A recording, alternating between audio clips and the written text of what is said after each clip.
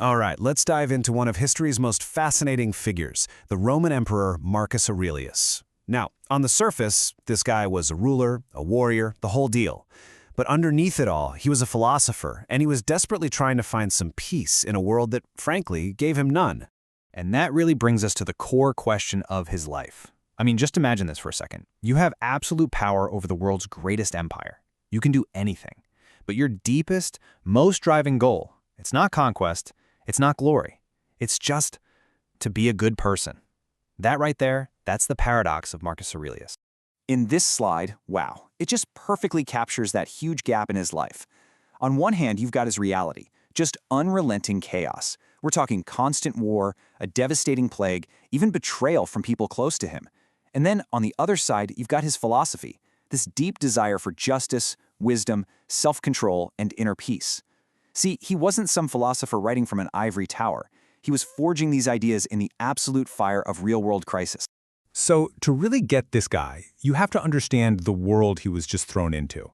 The second he takes the throne back in 1601 CE, that famous Roman peace, the Pax Romana that had lasted for ages, yeah, it didn't just break. It absolutely shattered. I mean, his reign was just a total cascade of overlapping crises. It was one thing after another. First, a major war kicks off in the east, then a horrific plague starts sweeping across the entire empire, and if that wasn't enough, massive invasions by Germanic tribes begin on the Danube frontier. There was literally never a moment of peace. He was a warrior emperor from day one, whether he wanted to be or not. And let's talk about that plague for a second. The Antonine Plague, which we're pretty sure was smallpox, was just catastrophic. Modern estimates put the death toll somewhere between 5 and 10 million people. Can you even imagine that? We're talking about entire cities being wiped out. The army was crippled. And as emperor, he was the one who had to manage this immense empire-wide suffering. So here's the really crucial point. The man we think of as this great philosopher king, he spent most of his reign not in a fancy Roman palace, but in these gritty, cold, miserable military camps right on the frontier, on the edge of the known world. And it was right there, in that incredibly harsh environment, that he developed his secret weapon for survival. Now, that weapon, it wasn't some new kind of sword or a fancy siege engine. No, it was a philosophy. Stoicism became his practical, hands-on toolkit for just dealing with the immense pressure and chaos of his everyday life. So what exactly is Stoicism? Well, at its core, it's a discipline of the mind. The Stoics basically believed that all the external stuff, things like wealth, health, or what other people think of you, that's all ultimately out of our control. The only thing we truly have power over is our own mind, our own actions, our own character. For them, virtue was the only real good. And this quote right here, it just perfectly captures that core idea. It comes from his famous book, The Meditations. But here's the thing you have to know. Meditations was never supposed to be a book for you and me. It was his private journal. It was basically a series of notes he wrote to himself, little reminders to stay calm, to act justly, and to focus on what he could actually control while the world around him was literally on fire. So he basically broke this down into a simple 3-step daily practice. Step 1, see things for what they really are, without layering on all the emotional drama. So a defeat is just a defeat, right? It's not the end of the world. Step 2, control your own response. That's the one and only thing you truly have power over. And finally, step 3, act with virtue for the common good.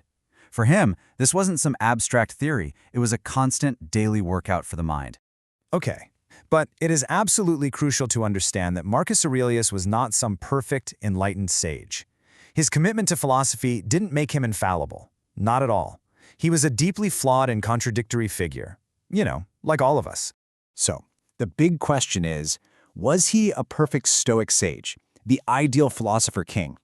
Well, when we look past his private journal and into the actual historical record, a much more complicated picture starts to emerge. He really wrestled with his own ideals, and honestly, in some pretty significant ways, he failed to live up to them. Let's be real about some of these failures. For one, his wars on the frontier, while maybe they were necessary for defense, were incredibly brutal. He also oversaw the persecution of Christians, kind of dismissing their martyrdom as just being theatrical instead of a principled stand. But his biggest failure, the one that's really a stain on his legacy, was naming his own son, the cruel and totally vain Commodus, as his heir.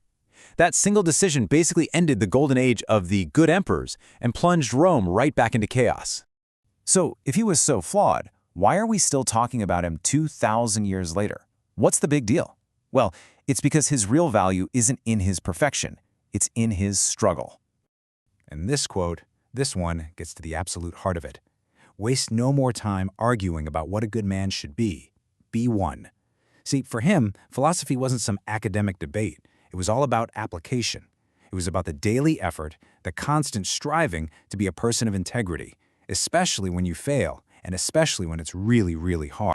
And really, this is the key takeaway. The reason Marcus Aurelius is so enduring isn't because he was a flawless Stoic sage.